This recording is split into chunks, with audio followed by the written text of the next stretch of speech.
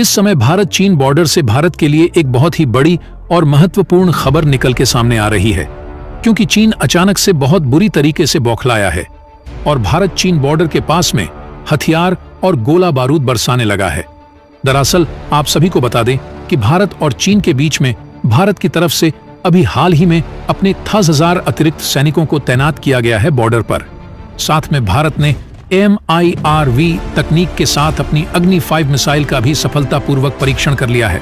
और भारत की इस बढ़ती ताकत को देखकर चीन बहुत बुरी तरीके से बौखलाया है और 10,000 सैनिकों को लेकर भी चीन की तरफ से भारत को रिप्लाई आया था कि भारत के इस कदम से बॉर्डर के ऊपर तनाव और बढ़ जाएगा और भारत का यह जो कदम है वह शांति के प्रतिकूल पड़ेगा। और अभी चीन की मिलिट्री की तरफ से भारत के पूर्वी लद्दाख के पास में एक बहुत बड़ी सैन्य ड्रिल को अंजाम दिया गया है। दरअसल स्क्रीन के ऊपर आप सभी मैप में देख सकते हो, आप सभी तिब्बत और भारत का जो बॉर्डर देख रहे हो। यहीं पर पूर्वी लद्दाख के पास में काराकोरम का पठार पड़ता है, जहां पर चीनी सेना अपना शक्ति प्रदर्शन कर रही है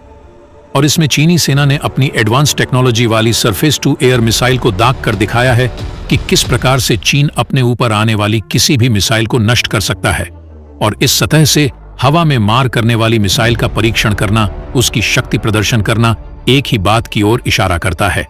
जिसके बारे में एक्सपर्ट भी बता रहे हैं कि चीन भारत के अग्नि 5 मिसाइल को लेकर काफी ज्यादा चिंतित है, जिसके जवाब में चीनी सेना भी अपनी ऐसी मिसाइल को दर्शा रही है कि हम अग्नि 5 मिसाइल को रोक सकते हैं। इसलिए सतह से हवा में मार करने वाले डिफेंस प्रणालियों का प्रदर्शन चीन कर रहा है। तो चलिए अब बात करते हैं दूसरी खबर की। तो दोस्तों, हाल ही में भारत की तरफ से चीनी सेना को मुंह तोड़ जवाब दिया गया है, जिसमें भारत का साफ कहना है कि भारत की जमीन भारत की है, तुम्हारे बेतुके दावों से भारत की जमीन पर तुम्हारा कब्जा नहीं हो जाएगा। दरअसल अभी हाल ही में प्रधानमंत्री मोदी जी की इस महीने के स्टार्टिंग में जैसे ही अरुणाचल प्रदेश की यात्रा होती है तो इससे चीन को बहुत ज्यादा मिर्ची लगती है और चीन की तरफ से अरुणाचल प्रदेश के ऊपर अनाप शनाप बयान देखने को मिलते हैं, जिसमें सबसे पहले चीन के विदेश मंत्रालय का प्रवक्ता वान वेन पगला जाता है और उसने कहा कि भारत को अरुणाचल प्रदेश के अंदर मनमाने तरीके से विकास करने का कोई अधिकार नहीं है, क्योंकि भारत के साथ हमारा बॉर्डर का इशू सुलझा नहीं है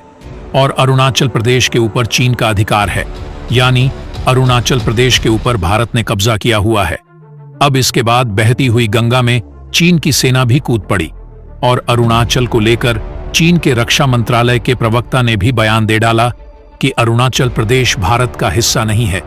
क्योंकि भारत के साथ चीन का बॉर्डर इशू अभी सॉल्व नहीं हुआ है। इसीलिए भारत अरुणाचल प्रदेश के ऊपर अपना कब्जा करके बैठा हुआ है, जिसको चीन कभी भी मान्यता नहीं देगा और भारत को अरुणाचल प्रदेश का विकास करने का भी कोई अधिकार नहीं है। अब चीन के मान्यता देने या ना देने से कोई फर्क नहीं पड़ता है, क्योंकि अरुणाचल प्रदेश भारत का हिस्सा है और आगे भी रहेगा। और यही बात भारत के विदेश मंत्रालय की तरफ से कुछ दिन पहले कही गई, जिसमें विदेश मंत्रालय ने साफ बोल दिया है चीन से कि अरुणाचल प्रदेश पहले से ही भारत का हिस्सा था और आगे भी रहेगा।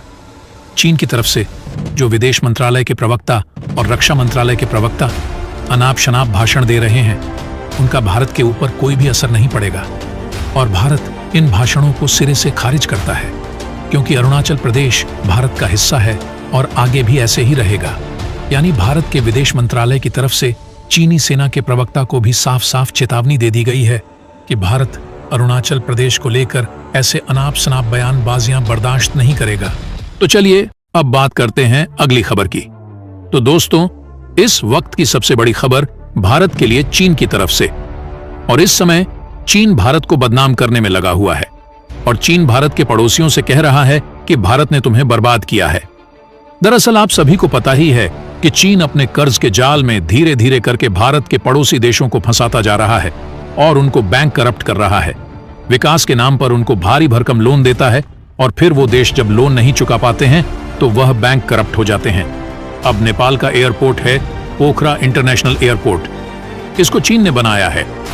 चीन ने इस एयरपोर्ट को बनाने के लिए $215 मिलियन का कर्ज दिया था नेपाल को। अब यह एयरपोर्ट चीन से भी पड़ता है और भारत से भी यहां पर अंतर्राष्ट्रीय उड़ानें आ सकती है। परंतु इस एयरपोर्ट के बर्बाद होने को लेकर चीन ने भारत के ऊपर आरोपों का ढिंगरा फोड़ दिया है कि यह जो एयरपोर्ट बर्बाद हुआ है इसके पीछे सबसे बड़ी वजह है भारत। दरअसल नेपाल के अंदर जो चीनी दूतावास है, उसने बताया कि इस एयरपोर्ट को बनाने में चीन ने नेपाल की बड़ी मदद की है और हमने तो नेपाल को कर्ज तक दिया था, परंतु यह एयरपोर्ट नहीं चल रहा है। इसका कारण यह है कि भारत इस एयरपोर्ट के ऊपर अंतर्राष्ट्रीय फ्लाइट को उतार नहीं रहा है। अब भारत को ऐसी कौन सी बात अटकी आन पड़ी है कि भारत इसी एयरपोर्ट के ऊपर अपनी फ्लाइट को उतारे, जबकि इस प्रोजेक्ट को बनाने का ठेका भारत को भी मिला था। परंतु नेपालियों ने पैसा खाने के चक्कर में चीन को यह प्रोजेक्ट दे दिया, तो भारत फालतू में इस प्रोजेक्ट को बचाने में नेपाल की मदद क्यों करे, जबकि नेपाल यदि चाहता तो चीन से कर्ज भी ना लेता और भारत इस एयरपोर्ट को बड़े आसानी से बना देता। परंतु नेपाल वालों को चीन ज्यादा पसंद था और जब यह एयरपोर्ट अब बर्बाद हो रहा है चीन के कारण से, तो इसका सारे आरोपों का ढींगरा भारत के ऊपर फोड़ा जा रहा है। इतना ही ज्यादा चीन को नेपाल इंपॉर्टेंट है, तो खुद क्यों नहीं इस एयरपोर्ट के ऊपर चीन ही अंतरराष्ट्रीय फ्लाइट स्टार्ट कर देता, जिससे नेपाल के इस एयरपोर्ट से अर्निंग शुरू हो जाती। पर चीन ऐसा करेगा नहीं, केवल भारत के ऊपर आरोप थोप देगा। हालांकि आप सभी को क्या लगता है, और भारत की तरफ से चीनी एयरपोर्ट या फिर चीनी प्रोजेक्ट से दूरी बनाकर क्या सही फैसला लिया गया है या फिर गलत? कमेंट बॉक्स में जरूर बताएं। तो चलिए अब बात करते हैं अगली खबर की। तो दोस्तों,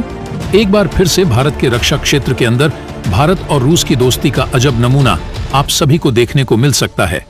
क्योंकि रूस भारत के साथ एक बेहद ही एडवांस हथियार के ऊपर काम करने का ऑफर दे रहा है, जिसमें भारत रूस के साथ मिलकर काम करेगा। दरअसल अभी भारत ने वैश्विक निविदा जारी करी है, जिसमें भारत एक canister launch anti armour machine को खरीदना चाहता है दुनिया के अलग अलग देशों से। यह बेहद ही एडवांस ड्रोन होने वाला है, जो कि एक आत्मघाती हमलावर ड्रोन होगा,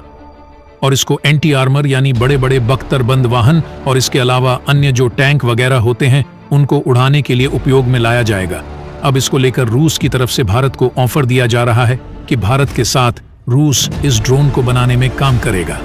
परंतु इसकी शर्त यह है कि इस ड्रोन को असेंबल भारत करेगा। इस ड्रोन का सॉफ्टवेयर भी भारत के द्वारा ही बनाया जाएगा और इस ड्रोन की मैन्युफैक्चरिंग भी भारत के द्वारा ही करी जाएगी।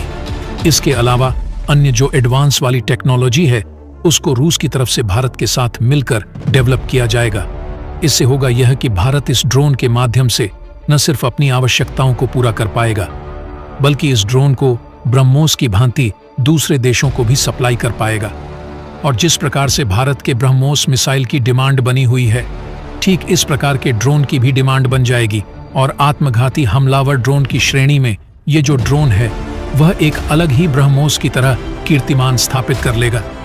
हालांकि अभी भारत रूस के साथ मिलकर काम करेगा या फिर नहीं, इसके बारे में तो कोई पुख्ता जानकारी नहीं है, क्योंकि और भी देश भारत के लिए इस ड्रोन को बनाने के लिए राजी हैं। अब कौन सा देश भारत चुनेगा इसके बारे में बाद में पता चलेगा। हालांकि आप सभी को क्या लगता है, और क्या भारत को रूस के साथ इस ड्रोन के ऊपर काम करना चाहिए या फिर नहीं? कमेंट बॉक्स में अपनी राय जरूर दें।